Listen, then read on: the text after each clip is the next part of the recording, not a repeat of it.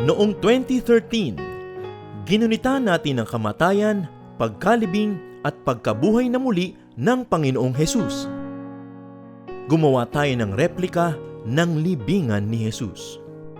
Pinasok natin ito at nadama natin ang naranasan ng mga tagasunod ni Hesus na unang nakapasok sa nabuksan at wala ng laman na libingan.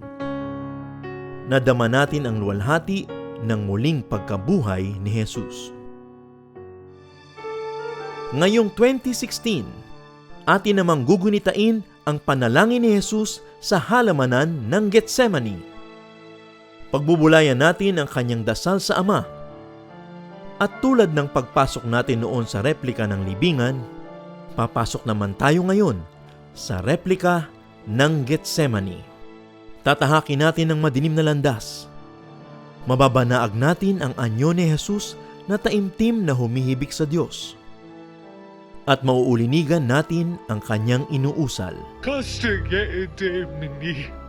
At sa huli, ay tayo mismo ang mapag-iisang mananalangin. Dalhin sa puso ng Ama ang ating pinakamasidhing mga dasal. Getsemani Walk and Prayer, March 23, Miyerkules Santo, ika-7 ng gabi sa bulwagan ng Panginoon. Ganon din sa March 24, Huwebes Santo, alas 3 hanggang alas 5 ng hapon.